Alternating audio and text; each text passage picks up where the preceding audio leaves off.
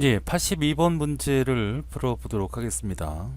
좀 생소한 어떤 기술들이 많이 나오는데요. 뭐 충분히 이해하기에는 많은 시간이 필요하니까 최대한 어떤 노력을 해보겠습니다. 일단 TDM이라는 걸 여러분 잘 아시죠? 일단은 FDM과 TDM이라고 일단 구분할 수 있습니다. 이거를 합쳐놓은 게 이제 CDM이죠.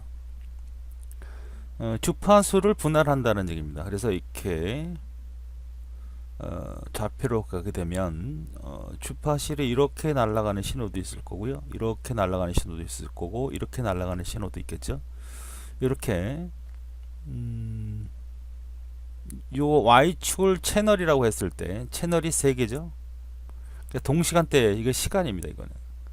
그래서 보통 우리가 주파수 분할의 개념은 어떻게 일반화시켜서 그리냐면, 이게 채널이라고 한다면 요 채널이 이렇게 나타나는 것이 보통 주파수 분할 다중화죠. 옛날에 이제 전송 방식일 때는 이 채널 하나만 사용을 해야 된다는 얘기죠. 다른 사람이 공유할 수 없는 그러한 형태, 과거 방식이죠. 이런 방식에서 좀 더 확대해서 변화하고자 한 것이 TDM이죠. 시간을 나누는 겁니다. 그러니까 이러한 주파수가 있다면 여기서 동그라미, 네모, 세모, 동그라미, 네모, 세모. 그러니까 동그라미가 같은 데이터가 되는 거죠. 네모가 같은 데이터가 같은. 그러니까 하나의 주파수를 썼던, 전화로 얘기하면 옛날에는 이 주파수 하나한테, 한 사람한테 할당을 했다면 TDM으로 발전이 되면서 이 주파수 하나는 세 사람한테 나눠 쓸 수 있는 시간 차이를 둬서 그런 기술을 TDM이라고 합니다. 그걸 합쳐진 기술이 CDM이라고 하죠. 그러니까 이런 상태로 본다면 나의 데이터는 어떤 특정한 주파수나 시간을 타는 게 아니라, 내 주파수가 여기 있다 그러면 여기도 있고, 여기도 있고, 여기도 있고, 여기도 있고, 여기도 있고, 어떤 사람이 특별한 주파수 같은 경우는 또 여기도 있고, 여기도 있고, 여기도 있다. 그러니까 주파수 세 개를 각각의 시간 차이를 둬서 여러 가지 형태로 나눠서 보내는 것이 CDM이죠. 그래서 더 많은 데이터를 보낼 수 있고, 스마트폰을 통해서 인터넷을 할 수 있는 상태로 발전이 되는 거죠. 그래서 지금 이 문제는 TDM이죠. 그 다음에 이 문제는 이제 어떤 개념하고 이제 맞물리냐면, 이제 FDM이라고 하는 부분이 있죠. 금방 말씀드렸듯이 주파수 분할이 있습니다. 이게 주파수고 이게 시간이에요. 각각의 다른 주파수입니다. 주파수는 이제 소리하고 비례를 하니까 이렇게 생각해도 돼요. 여러분이 그뭐 음악 밴드를 보면 뭐 베이스 기타도 있고 드럼도 있고 뭐 올간도 있고 그렇잖아요. 그 소리가 다 다른 것처럼 소리라고 보면 이 주파수 세 개는 서로 섞이지 않고, 물론 이제 음악에서는 섞이지만 잘 집중해서 들어보면 내가 드럼 소리다 이렇게 걸러서 들을 수 있거든요. 기계는 그건 충분하다는 얘기입니다. 이것이 주파수 분할이에요. 그래서 각각의 어떤 채널이라고 본다면 이건 어떻게 일반화시킬 수 있냐면, 요거는 제거하고요. 여기서부터 여기까지가 내가 한 사람, 이렇게 대역이라고 그림을 그릴 수 있죠.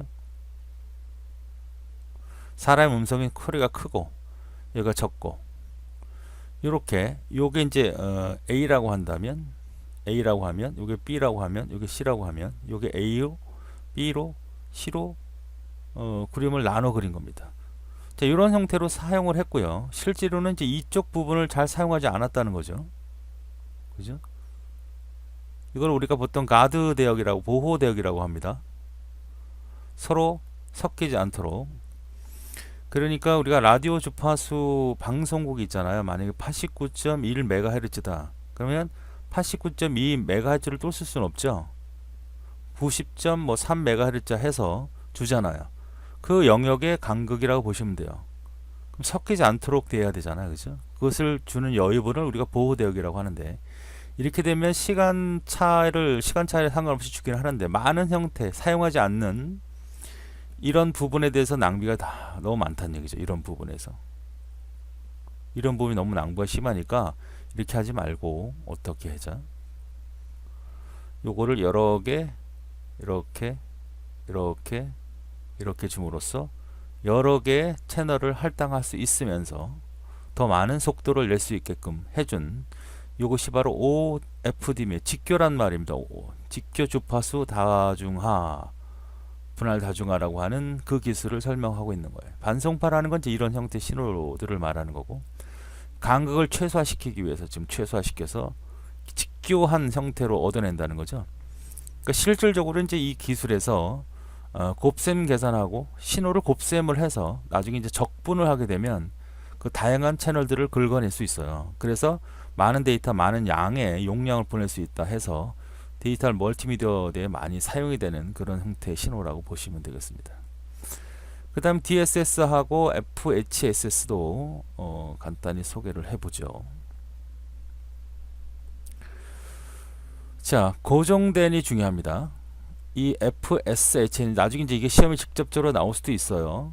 이거는 이제 가변 형태입니다. 변화를 줄 수 있다는 거죠. 변화를 시킨다는 얘기인데, 요렇게 디지털 데이터를 넓은 대우로 분산 사용하는 방법은 다른 거랑 다 똑같아요. 그런데 이런 형태가 특징이죠. 정보 비트 1을 다른 여러 개의 비트로 분산해서 본다니까. 이런 형태의 신호를 어떤 형태?